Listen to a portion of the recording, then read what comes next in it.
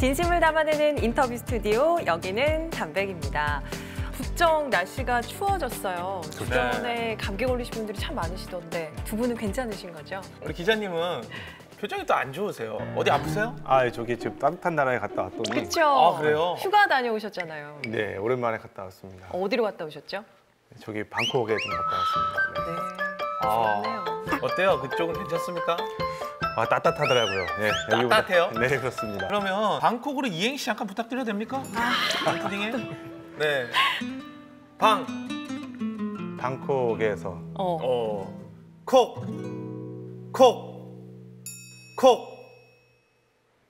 코끼리를 봤어요. 코끼리를 봤어요. 많이 늘었네요.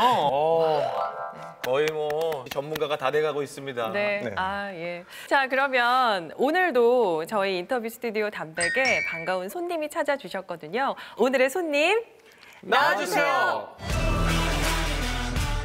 반갑습니다. 반갑습니다. 어서오세요.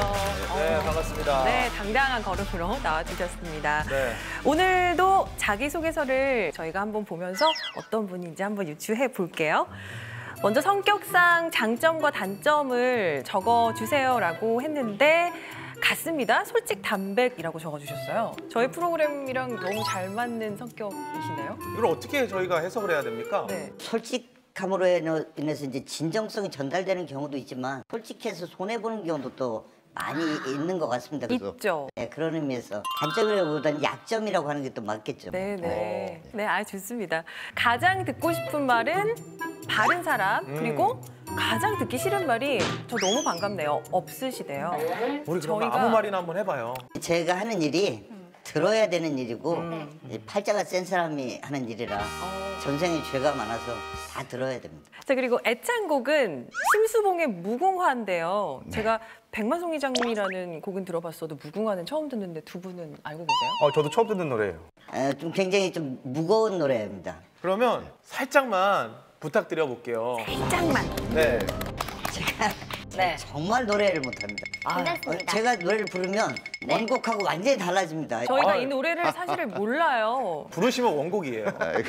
자, 이 몸이 죽어 한 줌에 흙이 되어도 하늘이 없고 살펴주소서는 이런 게 있습니다. 네. 느낌이 괜찮아요. 뮤지컬이나 이런 데 보면 마지막에 주인공이 죽을 때 저런 노래 불러요. 주인공이 죽을 때 저런 노래 불러요. 네, 그런 느낌도 있고 좋네요. 네. 자, 아무나 다 들으신다니까 네. 괜찮을 것 같아요. 다음으로 넘어가야 될 것 같아요. 좌우명이 한자로 된 맨 첫 번째 거 청이 맞아요. 청수로람 백. 백년손님. 네. 네. 아니죠, 박병준 기자. 뭐예요? 한자를 잘 모르겠는데 작가님들이 써주셨어요. 진짜 담백하게 하시네요. 포증, 그다음에 맹황. 네. 이거 무슨 뜻인가요? 제가 직접 만든 8글자입니다. 그러니까 청어 포징의 포징은 포청천 아시죠? 네. 포청천의 이름이 포징인데 포청천보다 더 맑게 백어 맹황은 맹은 맹사성에서 땄고요. 황은 황희정승, 맹사성 황희보다 더 깨끗하게 그렇게 살자 하는 뜻에서 지금도 제 사무실에 걸려 있습니다. 멋진 굉장히... 말이에요. 포청천보다 맑게 살고. 그러니까요. 그럼 사무실에 개작두가 하나 있나요? 청포 도검류 이런 법률 위반이 될 것 같아서. 이런 말씀을 다 받아주시네요. 정말 네. 좋으신 분이에요. 오늘 대답을 다 해주시기로 했으니까 네. 우리가 마음 놓고 질문을 하는 걸로 하겠습니다. 자, 오늘 저희 인터뷰 스튜디오 담백을 찾아와 주신 손님 누구신가요? 네, 안녕하십니까. 대전 대덕구 국회의원 정용기입니다. 인사드리겠습니다. 반갑습니다. 반갑습니다.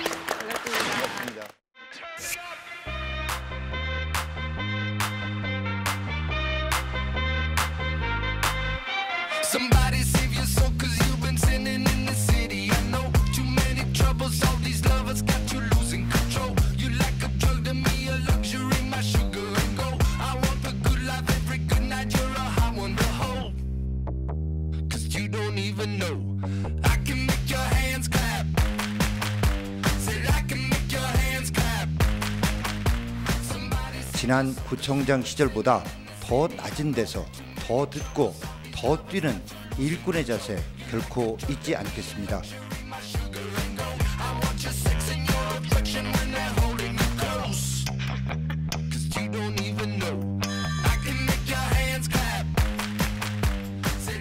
네, 정용기 의원님 나와주셔서 감사드립니다. 저희 담백 보신 적 있으신가요? 이런 프로그램 생겼다는 얘기는 들었는데 실제로 본 거는 네. 이번에 출연하기 위해서 한번 봤습니다. 흔쾌히 나오겠다고 하셨어요? 아니면 조금 생각을 많이 하셨나요? 흔쾌히 했습니다. 이 프로그램 보니까 우리 지역에 계신 분들이 저를 또 어떻게 생각하는지가 정말 솔직 담백하게 그대로 보여주시는 것 같더라고요. 네. 이번 기회에 저를 한번 돌아볼 수 있는 좋은 기회가 되겠다 싶어서도 나오자 이렇게 생각을 했습니다. 네네. 제가 근데 사실 저 출연하면서 이런 거죠. 이게 이런 프로그램이 되게 이제 사람들이 호기심, 다른 사람 생각은 어떤가, 다른 사람은 어떻게 살까, 네네. 뭐 이런 걸 텐데, 근데 정치인은 별로 인기가 없고 관심이 없잖아요. 아니요. 박범계 의원 나왔을 때 대박 났어요. 저는 이제 부담이 더 되네요, 그죠? 시청률 떨어뜨리는 거 아닌가 하는 부담은 있습니다. 정용기 의원을 어떻게 생각을 하는지 저희가 시민분들을 만나봤거든요. 정용기 씨 구청장 오실 때, 두 번 오실 때 신탄진도 많이 발전되고 노인네들한테도 참 복지회관 다 찾아오셔서 큰절 다 하시고 지금도 큰일 하시지만 너무너무 잘하셔가지고 항상 생각나. 항상 생각나요? 응. 대덕구 의원이면 대덕구를 위해서 한마디라도 했어야 하는데 우선구를 위해서 좀 얘기를 했다면 그건 잘못된 얘기죠. 그분이 좀 실수를 하지 않았나 싶네요. 구청장 시절 때는 더 도움이 된 것 같아요. 좀 그때는 자주 또 뵙고, 근데 국회의원 하시고는 이제 자주 안 뵈서 그런 거는 잘 모르겠어요. 영남이나 호남 국회의원들은 지역 구민들이 아주 머니까 주말에나 내려오는 게 국회의원. 이해를 해주세요. 근데 대전이 애매해요. KTX 타면 1시간이면 되는데 그쵸. 안 와? 이렇게. 예? 그죠. 예, 그러니까 요즘 잘 안 보여. 이 말이 굉장히 아프게 비수처럼 와닿는 얘기죠. 네. 이상 좋죠. 잘생기고 야당으로서 할 수 있는 말을 다 하고 있고 모든 행정 같은 거 잘하고 있고 특히 노인들을 잘 감싸줄 수 있는 희망적인 사람이에요. 인상 좋고 인물 좋고 잘생긴 우리나라 대통령.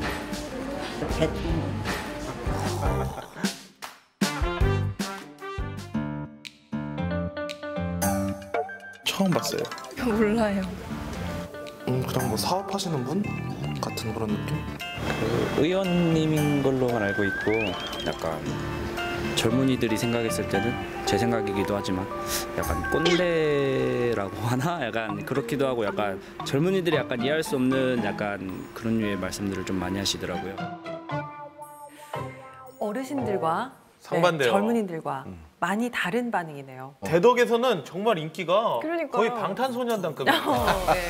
거의 잘생겼다. 대덕소년단이에요, 대덕소년단. 예, 잘생겼다는 얘기가 2번이나 나왔어요. 그런 말이 있습니다. 사람은 자기를 알아주는 사람을 위해서는 기꺼이 죽는다라는 얘기인데 대덕 구민들께서 저를 정치인 정용기로 키워주시고 알아주시고 제가 정치적 위기를 맞았을 때 저를 지켜주셨어요. 그래서 이 주민들께 희망을 좀 불어넣어드리는 게 내 어떤 사명이다라는 생각을 가지고 여러 사업도 하고 뭐 이렇게 했거든요. 그래서 대덕구와 저와는 정말 각별한 보통의 정치인들의 지역구하고의 관계 이상이라고 생각을 합니다. 구청장 하실 때는 평가도 좋고 또 성과도 많이 있어요. 몇 가지를 보면요. 2008년부터 전국 최우수 평생학습도시 3회 연속 수상, 그리고 2009년 대전 충남 자치단체 중에 유일하게 그 대덕구가 로아스 녹색도시로 인정받았고요. 2013년에는 공공기관 청렴도 평가에서 내부 청렴도 뭐 1위를 차지했다고 하는데 이런 것들 보시면 좀 뿌듯하시긴 하시겠어요? 그런 성과 자체보다 저는 그 굉장히 어려운 여건 속에서 역발상으로 만들어낸 성과라 더 의미가 있다고 생각됩니다. 예를 들면 평생학습도시 같은 경우도 대덕구는 가난해서 평생학습센터 질 돈이 없어요, 정말로. 그래서 역발상으로 건물 지어놓고 오시도록 하지 말고 우리가 나가자. 그래서 학습이 짜장면처럼 배달됩니다. 라는 이런 어떤 캐치프레이즈를 가지고 5분 이상이 모이기만 하면 강사가 학습을 가지고 나가는 배달 강좌제라고 하는 걸 도입을 해서 건물 하나 질 돈이면 40년 운영할 수 있겠더라고요. 그렇게 하니까 전국 최우수 평생학습도시 그리고 3년 연속 이렇게 하게 됐거든요. 그래서 주민과 우리 공무원들과 함께 만들어내는 성과라는 면에서 자부심을 좀 가지고 있습니다. 보궐선거에 나가서 국회의원이 되신 거잖아요. 2014년이었죠? 네. 그때 그렇게 결정한 특별한 이유가 있었을까요? 인생을 살다 보면 자기 뜻대로 안 살아져요. 제가 국회의원 나간 게 아니고요. 2014년에 대전시장에 도전을 했습니다. 사실은. 예, 그래서 대전시장 나가기 위해서는 법에 정해진 언제까지 대덕구청장을 사임해야 된다는 이것 때문에 제가 이제 구청장직을 한 4개월 전에 내려놨었습니다만은 소위 이제 친박이라고 하는 분들이 볼 때는 제가 아니었는지 컷오프를 시켰어요. 예, 그러고 나서 그 이후에 국회의원 보궐선거 사유가 생겨서 제가 보궐선거에 나가게 됐던 거였습니다. 그럼 의원님은 처음에 내가 정치를 해야겠다 어떻게 마음을 먹으셨어요? 이제 국민학교 지금 초등학교라고 하죠. 초등학교 6학년 때인데요. 초등학교 6학년 때? 네. 13살 진짜 빠르다. 예. 공부는 좀 잘했지만 반장이나 회장 시켜주는 게 그렇게 싫었습니다. 내성적이고 얼굴 빨개지고 떨리고 막 이런 적이었어요. 그래서 공부만 열심히 했었는데 6학년 때 보니까 치맛바람에 의해서 성적이 바뀌어지는. 그 당시에도요? 그럼요. 엄마의 치맛바람 때문에. 그럼요. 네네. 그래서 저희 집은 뭐 그렇게 치맛바람 어머니가 할 수 있는 여건이 못 됐었고. 바지 입으셨나요? 네. 아닙니다. 네. 아니, 그래서 그걸 보면서 어린 나이에는 굉장히 이게 상처받게 되죠. 뭐 이런 세상이 있는가? 이거 뭔가 잘못됐다. 이거 어떻게 하면 이 세상을 그러면 바로잡을 수 있겠는가? 권력을 잡아서 세상을 정의롭게 하자. 뭐 이런 생각을 했는데 6학년 때. 예, 근데 그때 그런 인생의 계기가 없었더라면 개인적으로는 좀 더 평탄하고 평온한 삶을 살 수 있었지 않았을까. 아니 그러면 초등학교 6학년 때 정치인의 꿈을 꾸셨잖아요. 20대 정용기는 어땠어요? 여러 가지 뭐 집안 형편 이런 것들을 생각해서 제가 국립경찰대학 4년제 경찰대학 1기생으로 들어갑니다. 경찰대. 근데 4학년 되는 해 1월 16일자로 퇴학을 당합니다.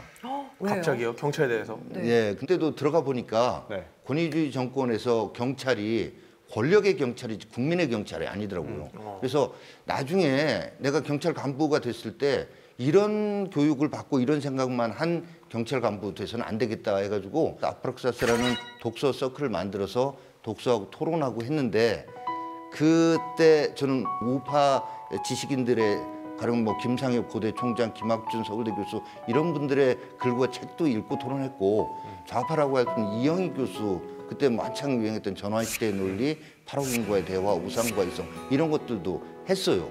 근데 이 좌파 쪽 책을 보고 읽었다는 이 부분만 문제 삼아서 소위 이제 학교의 명예를 실추시켰다. 그래서 퇴학을 당하게 된 거죠. 그래서 제대하고 다시 고등학교 공부, 학력고사 준비를 1년 해서 체력장도 다시 하고 그래서 연세대학교 정치외교학과를 1학년으로 88학번으로 다시 또 들어가고 그러면서 20대 다 갔죠. 사연이 꽤 많으셨네요. 여의도를 입성한 이후에 그 이제 행보를 한번 정리를 해보면요.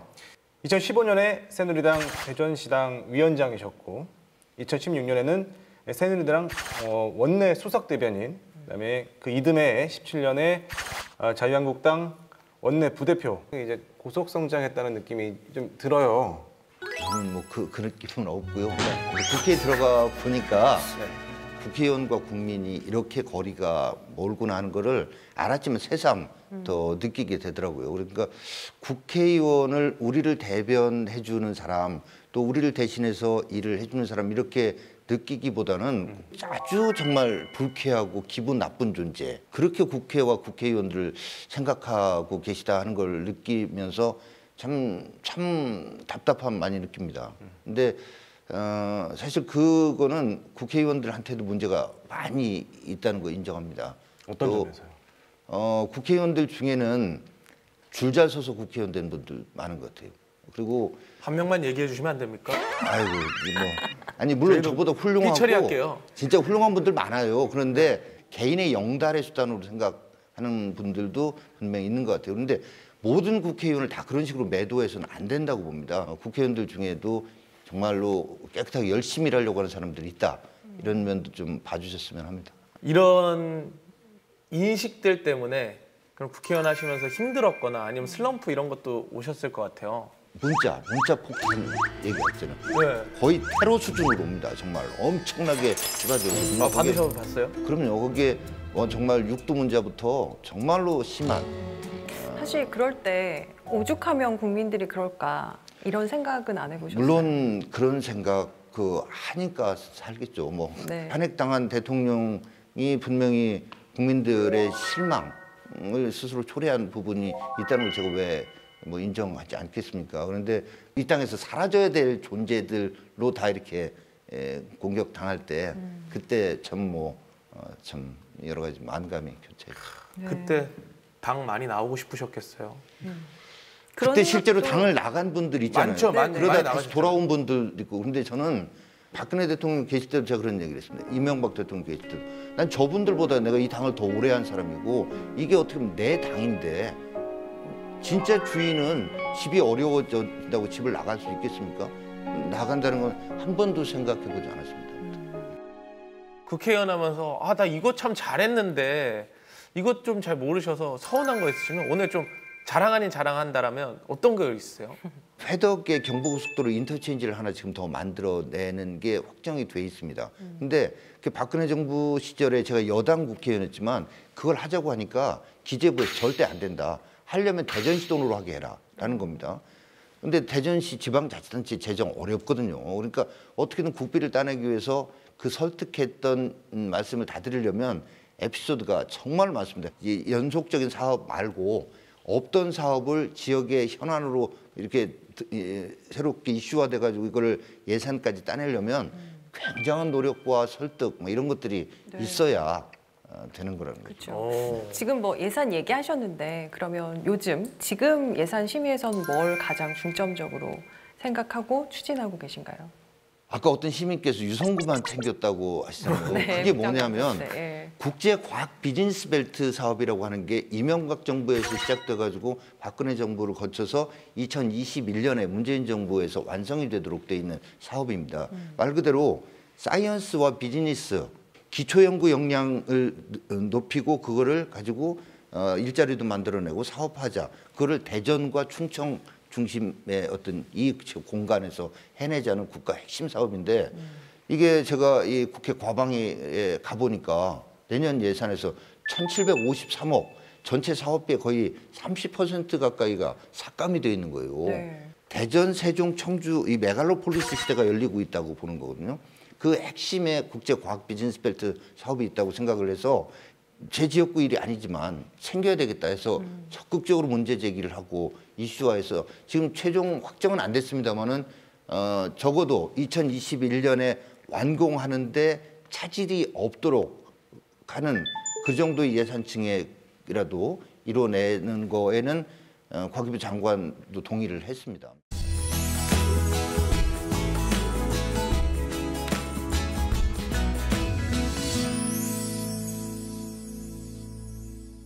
이번 국정감사 때 굉장히 많이 바쁘셨잖아요. 5번째 국정감사인데 예. 이번이 이제 야당 되고는 2번째고요. 그렇죠. 예, 근데 제일 힘들었던 것 같습니다. 그리고 또 간사를 맡았기 때문에 맞아요. 아침 처음부터 마지막 밤 12시 넘겨서도 하고 그랬거든요. KBS를 그렇게 욕을 하셨는데 그게 뭘 그렇게 잘못한 겁니까 이 건물이?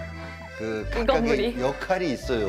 네. 야당은 비판, 견제, 감시하는 게 본연의 업무입니다. 그게. 네. 그래서 KBS, MBC, EBS가 공영방송이잖아요. 그죠. 국회의원으로서 특히 또 제1야당 의원으로서 네. KBS를 잘 감시하라고 하는 게 국민의 뜻이라 그렇게 했던 거지. KBS를 제가 뭐 미워서 그렇게 했겠습니까? 특히 공영방송은 아까도 언급했지만 땡문 뉴스 극도의 편파 방송으로 이거 언론이라고 할 수 있겠습니까? 땡문 뉴스 편파 방송이라고 하는 게 틀린 말이 아니라는 게 데이터가 입증을 해주고 있어요. 문재인 대통령이 1위, 김정은이가 2위인 이런 식의 이 데이터 분석 결과가 문재인 대통령 취임하신 작년 5월부터 금년 8월까지 15개월 동안 KBS, MBC, EBS의 메인 뉴스의 2만 6천여 개의 뉴스 꼭지를 전부 다 빅데이터 분석을 했습니다. 압도적으로 많은 1위가 문재인 대통령으로 시작되는 뉴스였어요. 언론은 살아있는 권력을 비판, 견제, 감시하는 게 본연의 업무라고 생각을 합니다.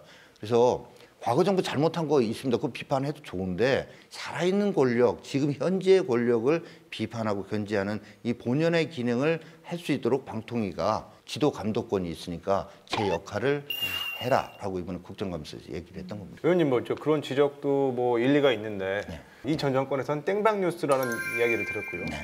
이명박 정부 때는 아침에 뭐 라디오 연설도 직접 이제 KBS를 통해서 나갔고.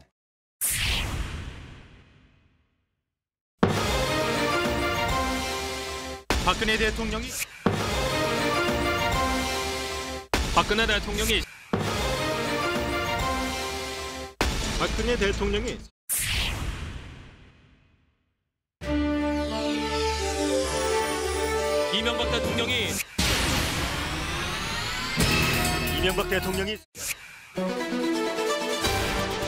이명박 대통령이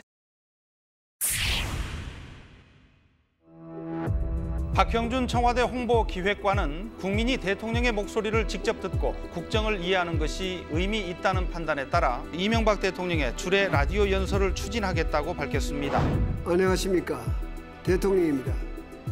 박근혜 대통령이 이명박 대통령이 박근혜 대통령 이명박 대통령이 박근혜 대통령이 이명박 대통령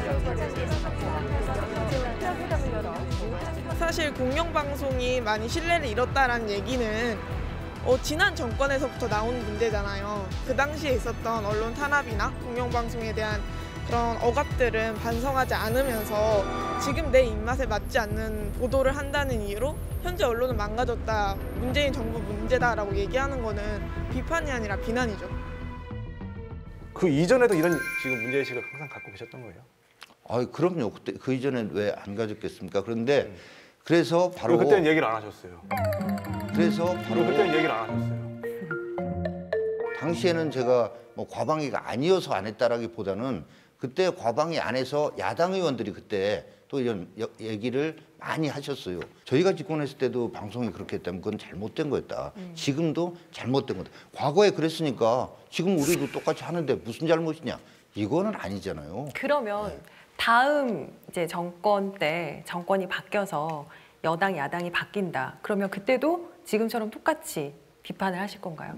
당연히 그래도 분명히 과거에도 정권 입맛에 맞는 방송을 했던 거 잘못된 거였고 여야정 협의체 청와대에서 문재인 대통령하고 5당 원내대표들 간의 회동에서 방송법 개정을 하기로 일단 합의를 했었더라고요. 그래서 그게 좀 진정성 있게 실천이 돼서 이제 누가 정권을 잡더라도 한쪽에 편파적인 방송을 할 수 없는 지배구조를 만들어낸다면 이 대한민국 어떤 언론사에 굉장히 큰 획을 긋는 일이라고 생각이 됩니다. 네. 꼭 됐으면 좋겠어요. 약속. 감사합니다. 네, 열심히 하겠습니다. 지난 정권의 그 과오에 대해서 반성이 너무 없다, 뭐 이런 여론도 있는 게 사실이에요. 여기에 대해서는 그 의원님께서는 어떻게 생각하시는지요? 반성을 하고 있죠. 반성. 지금 이런 상황, 저희가 지방선거에도 참패를 하고 이제 총선이 다가오고 그러는데 반성을 안 할 리가 있겠습니까? 당연히 반성하는데 다만 공도 있고 과도 있다. 이게 인민재판식으로 전부 다 잘못됐던 걸로 이렇게 매도되는 거는 있을 수 없다. 특히 4대 개혁, 공공부문 개혁, 노동개혁, 그다음에 교육개혁 등등의 이러한 정책들은 이 대한민국이 이 엄청난 경쟁 속에서 살아남기 위해서는 반드시 필요한 개혁이었다. 이런 점들은 국민들께 저희가 오히려 또 적극적으로 알려야 될 부분이라고 생각을 합니다. 앞으로 꼭 이루고 싶은 목표가 있다면 어떤 건지 좀 들어볼게요. 자리에 대한 어떤 특별한 목표라면 안 가지려고 스스로 굉장히 노력을 합니다. 부강한 나라 대한민국, 그리고 행복한 국민, 통일된 조국 이거를 이루는데 제가 할 수 있는 역할을 미력이나마 최선을 다해서 해야 된다라는 이런 생각 가지고 있고 그게 또 꿈이기도 하고 그렇습니다. 부강한 나라, 행복한 국민을 위해서 저희가 꼭 부탁드리는 게 있습니다. 정용기 이름으로 삼행시를 부탁드려요. 행복한 국민들을 위해서 네. 웃음 한번 부탁드립니다. 웃음이 나와야 되는데 제가 너무 진지해가지고. 아니 진지한 게 재밌어요 저희. 네. 정도를 가겠습니다. 약간 대선 포스터 첫 글자 같습니다. 용기 있게 가겠습니다. 기대해 주십시오. 정용기입니다. 마무리를 아주 멋지게 해주시네요. 준비를 해오신 것 같아요. 네. 정용기 한번 부탁드려도 됩니까 우리 기자님? 전 이제 한 번만 하죠. 또 하나요? 받으시겠어요? 진짜 담당을. 네, 저희 삼행시 전문가시거든요. 전문입니다. 네. 정말 이런 거 시키지 마세요. 용. 오, 좋아요. 네, 용기가 없네요. 용기가 없네요. 네. 기가 빠져요. 본인의 솔직한 심정을. 네. 자, 이제 저희 정말 마지막 질문이 하나 남아 있습니다. 저희 공식 질문인데요. 내 이름 석자 정용기를 걸고 어떤 사람으로 기억되고 싶으신가요? 용기 있는 사람으로 기억되고 싶습니다. 용기라고 하는 것이 해야 할 일은 반드시 하고 하지 말아야 될 일은 목에 칼이 들어가지 않는 거라고 생각하고 있습니다. 용기 있는 사람으로 기억되고 싶습니다. 네, 용기 있는 사람으로 기억되는 정용기 의원 되시길 바라고요. 오늘 함께해 주셔서 고맙습니다. 네, 감사합니다. 네. 감사합니다. 2004년에 제가 국회의원 첫 출마했다가 패배를 맛보고 나서 진짜 정말 좌절한 상태에서 동료 정치인 한 명이 식당을 좀 같이 해보자 그래서 무슨 메뉴가 뭐였어요? 해물 샤브샤브였는데 근데 제가 그때 깨달은 게 두 가지가 있습니다. 하나는 이 세상에 쉬운 일 하나도 없다. 그죠. 네. 공업이라는 게 정말 어렵구나. 공업하지 말아야 되겠다. 네. 그 전철역 주변에 나가서 광고지도 제가 직접 돌리고 주방으로 홀로 막 이렇게 뛰고 그랬던 그때가 참 생각이 나네요. 샤브샤브집 괜히 한번 가볼 걸 그랬네.